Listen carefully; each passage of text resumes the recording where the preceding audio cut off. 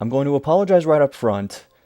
What you're about to see is the best run of this final section that I had, but in the process, the brightness on it got screwed up. I tried adjusting it as I could, but some parts don't look as good as they could. But anyway, final part. Through this section, it seems like you should just go ahead and move on. But there is something you need to do here, and it involves these gargoyles. Some of them are going to drop down and try to attack you, as they are dropping off these little troll-looking things. But what you have to do is eventually kill one of those gargoyles to drive all of the other ones off. The slimes are relatively inconsequential here, and in fact you will need the blue slimes a little bit later to do something else.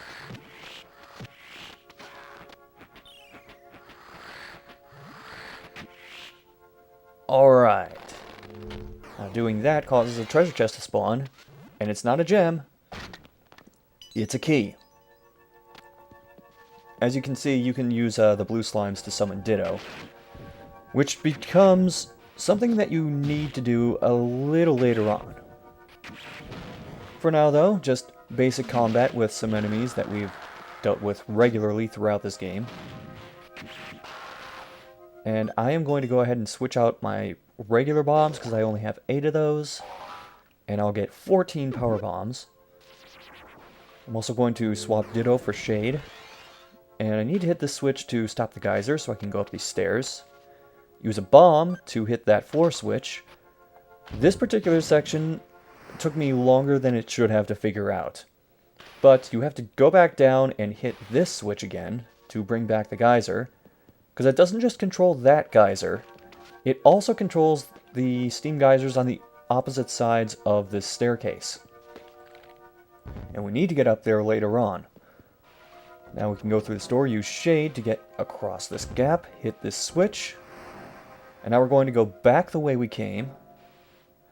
And we will see that that switch caused all of the water below here to drain. If you need health items, this is a good place to pick some up.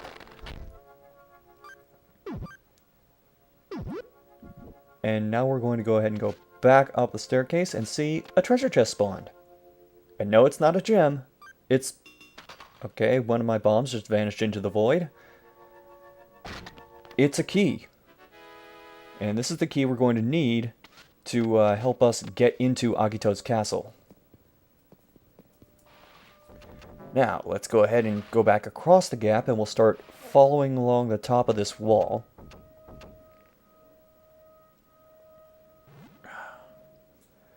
And once we get here, we're going to need to summon Ditto so we can get rid of that firewall.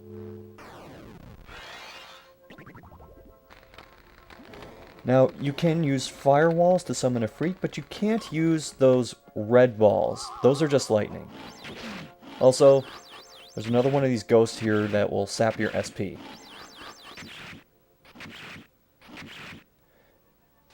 You don't have to defeat everything here. It's just, if it's in the way, then you can go ahead and get rid of it. Otherwise, I would usually just run past all of this stuff. Kind of like I'm doing here.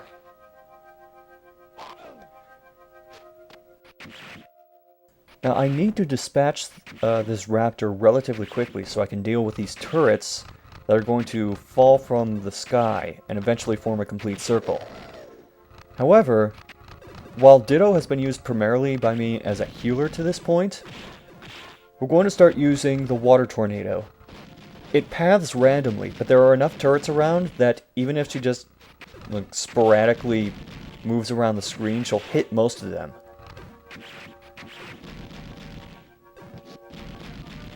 And we are almost done with this section. I'm going to actually go ahead and despawn Ditto, because I can use that fire thing to summon a Freet. And while that doesn't help me to fight this particular monster, it is going to help get rid of that ice pillar.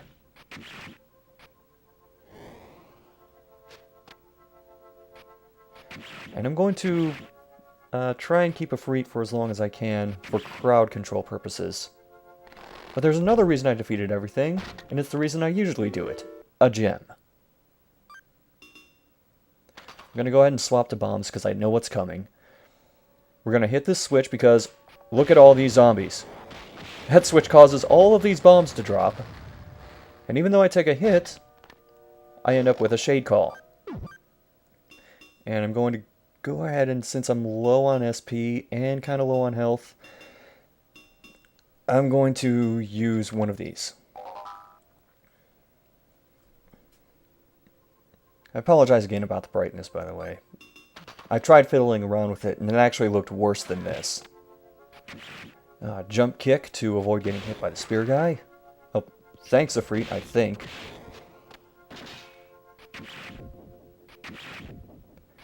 And beyond this, there's just going to be a couple archers, which, if you time a running attack right, you can get both of them.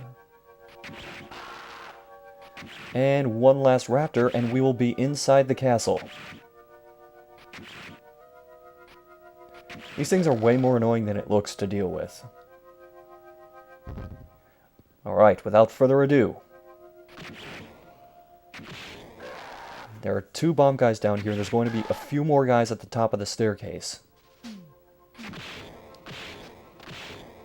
I'm going to dispatch them just to make my job a little easier. In the process, you'll probably notice that I accidentally hit a switch on the left.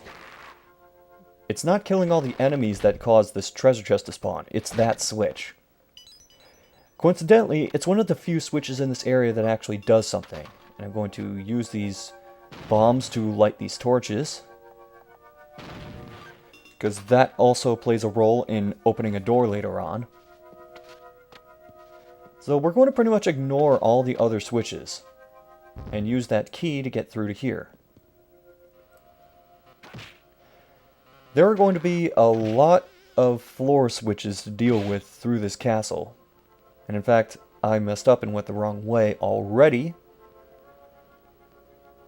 You can duck and avoid most everything in this room, including those lightning balls.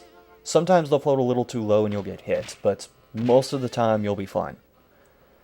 Hitting these floor switches causes more of these platforms to start moving. Up. Gotta make sure those torches are lit. And when we finally get to here, we're going to light the final torch, and this door will open. Now then, on to the next part of the castle. Most difficult room in the game. Not really. There's not a whole lot we can do in this area, so we'll just move on. Now we want to get to the bottom of this room as fast as possible, because this switch stops these tentacle blobs from infinitely spawning.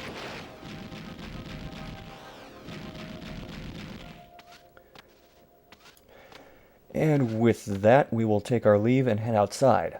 Fun fact, even though you're still technically in part of the castle, because you're outside, you can save in these areas. So if there are particular parts of the castle you're struggling with, you can save in places like these to go ahead and not have to retread old ground several times. Anyway, we got a key. Now we're going to drop down here.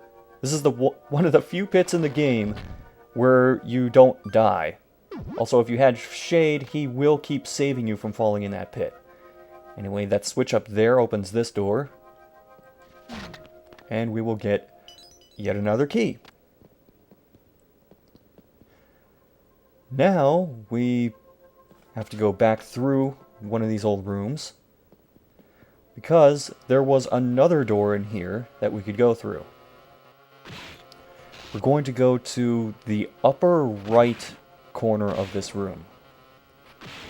As soon as I clear a little space to move, that's good enough.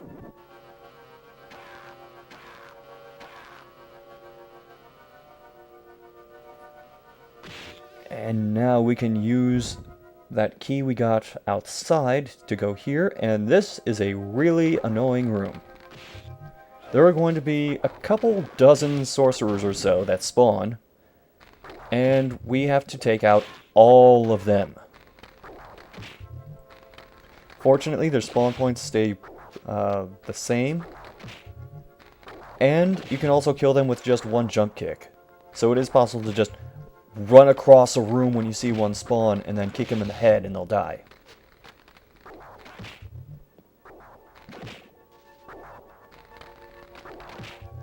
There's not really a whole lot else to say about this room.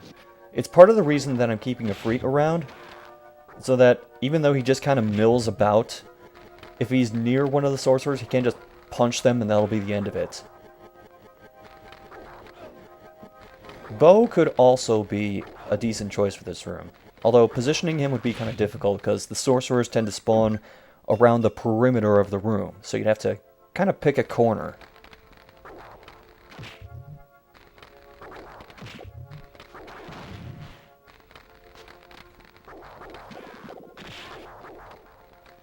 There's not really a whole lot else to say about this room, it's just kind of annoying. Although, it's near the end of the game, so I kind of come to expect stuff like this to happen.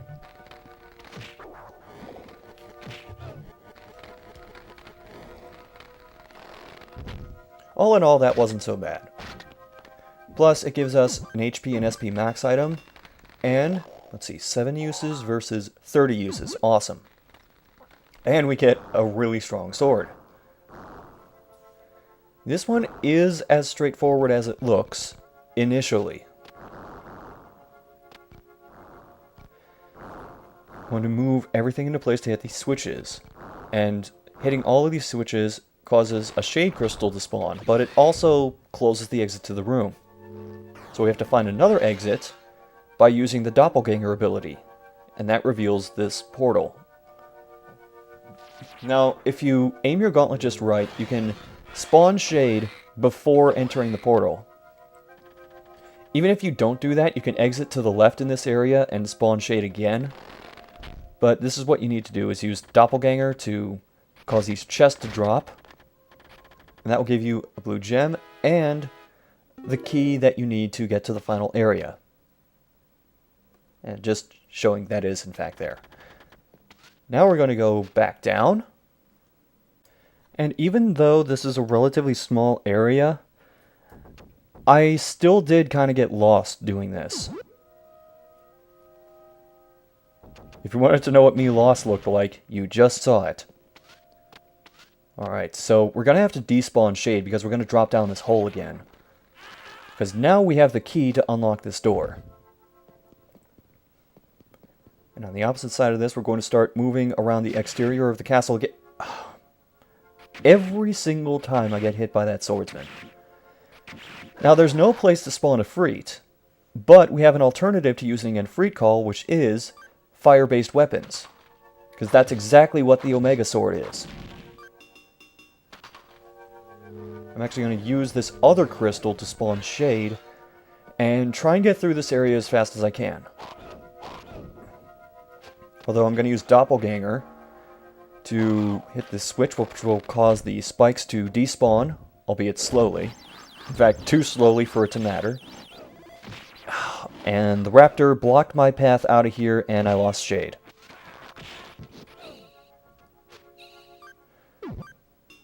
And unfortunately, I have to use a healing item. Yeah, even though I said this was the best take I had, this area always gives me problems.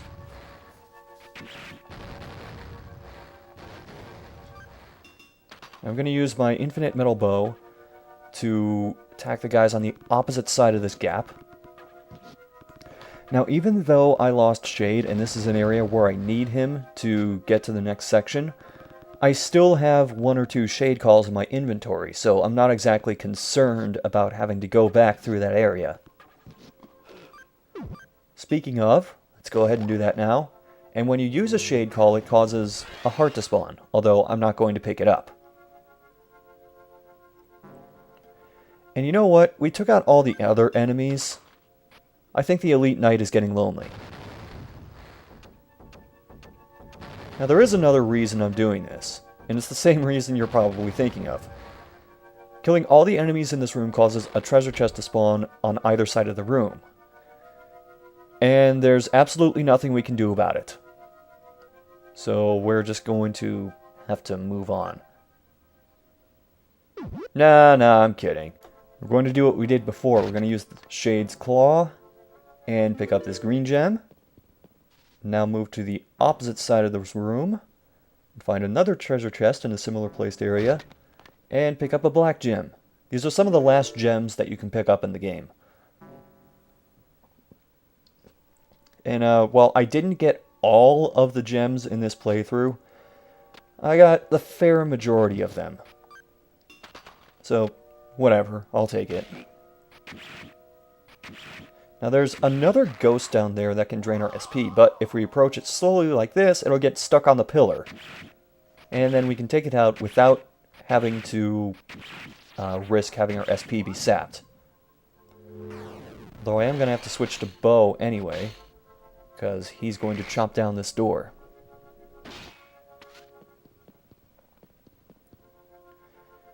Now, on the opposite side of here, there's going to be a firewall and an ice crystal and safety save, because I really should have done that earlier.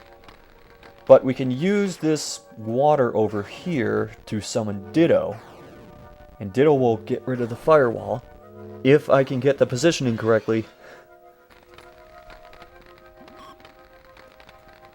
And now, actually, now that that's done, I'm going to use the ice crystal to summon Shade.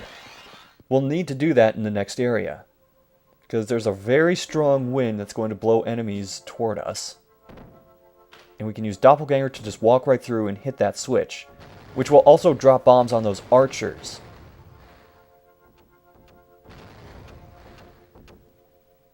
Anyway, now it's time to take out the Elite Knight and these turrets. You can position yourself so that you'll be in between the turret fire, and you won't actually get hit by any of them. And now I'm going to use my infinite bow, because the metal bow can fire through these things and damage all of them. Certainly makes dealing with those a lot easier. And defeating all of those enemies caused this to spawn. It's the last gem we can get, a green gem. And on the opposite side of these doors is Silver Armlet. But I'm not going to go through there just yet. I'm actually going to backtrack a little so that I can summon Bo.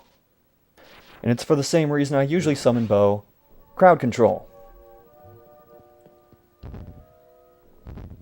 Alright, this is it. Leading into the final encounter. Now, at the beginning of the fight, we can't actually damage Silver Armlet. Silver Armlet is going to summon a few enemies. All of them have this shadowy look to them. We're going to go ahead and equip our Omega Sword so that we can just get rid of them as soon as possible. And for these last couple guys, because the Raptor is really the one I was worried about, we're going to be really cheap and have Bo do most of the work. Also, his bite can do a fair amount of damage to these guys, so why not? I'm going to reposition himself near the middle of the room, and now we begin the main part of the fight, in which I trap Silver Armlet in a corner. That's why I repositioned myself before Silver Armlet dropped down. Silver Armlet can still dodge out of this, but if you lead Silver Armlet into a wall, it's much easier to deal with. Because if you give Silver Armlet a chance, Silver Armlet will spawn a bunch of enemies in the room, and it becomes a gigantic clusterfuck trying to deal with. I have Bo there more so for security in this room, and side note, I'm really glad Silver Armlet has decided not to spawn raptors. When you saw Silver Armlet cross their arms like that, they have an attack they can do, which causes all the enemies to die and does a ton of damage to you, so I'm really glad I stopped that. Although, now that we've beaten Silver Armlet, remember that large cube that we gave Silver Armlet? That summons Agito, who is on the opposite side of that door at the top of the screen. And Agito is special. I'm going to go ahead and make sure my HP and SP are maxed out.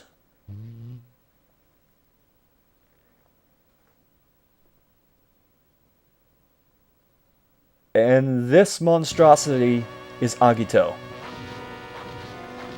We have to take out these tentacles to help lure Agito's head off of his shoulders, otherwise we can't damage it.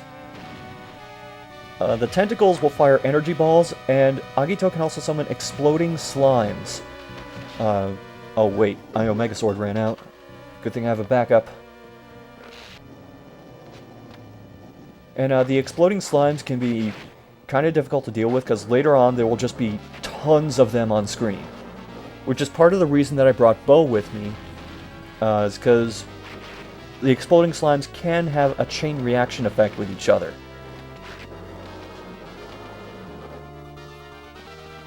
This is relatively simple, although he will occasionally rear back and breathe fire. Something else you can do if you don't have Omega Swords and you still want to do damage to it, bows will work too. In particular, the Atomic Bow is really good for this.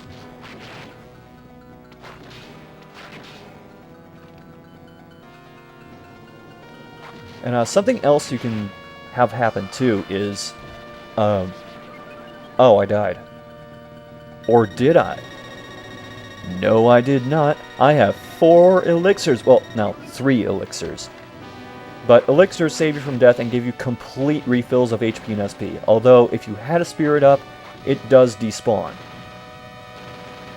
You'll see that those slimes are dropping like leafy things that I can use to help recover a bit.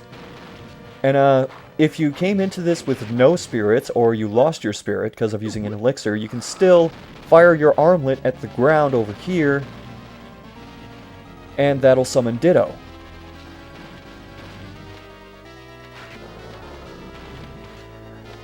Ditto in particular can be useful again for that water tornado if the screen starts filling with too many exploding slimes. But all in all, this is a relatively easy fight to do, even if you don't have a ton of extra weapons.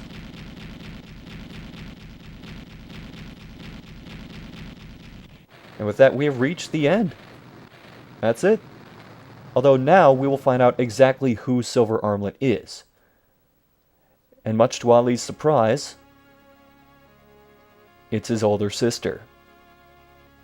She was corrupted by the spirit in the Silver Armlet, which led to this whole mess.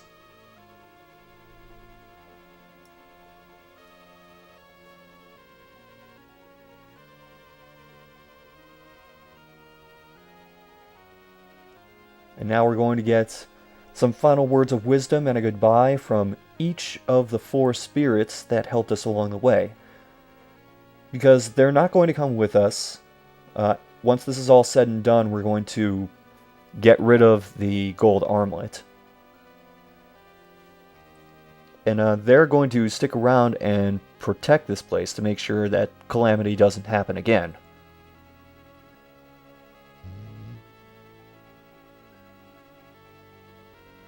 And it turns out the entire time Bo just wanted to have fun. Bo's a cool guy. Well, cool plant. Although, Gwen is kind of guilt-stricken by all of this mess, even though she wasn't in control of herself at the time. And because of that, she is, at least initially, not going to go back with Ali. She tells Ali to lie and say that Silver Armlet has been destroyed. And instead of going back through the portal with him, she does this. And you'll see a little later on what exactly she does with the silver and the gold armlet. Now, the ending cutscene usually plays after this, but I'm going to show you what happens after the credits. Once everything's over, you get this screen. The game was measuring your time played, your stats, deaths, kills, how many jewels you picked up, and it gives you a class based on your performance, how much time you took, how many hearts you picked up. That's part of the reason why I wasn't picking up a ton of hearts, because that lowers your final class. I'm happy ending up with Champion, though. There was no way I was going to get first on the kills list, because look at what Bo did. Bo just went on a mass murdering spree when he played, apparently. And 51 out of 60 ain't bad as far as gems. I'm glad I didn't have any deaths through this run, though. Because reviving with an elixir doesn't count as a death. And all that in under 3 hours. Although, technically over a year. But, I'm going to let the ending and the credits play out. So, that was Beyond Oasis, guys. Take care.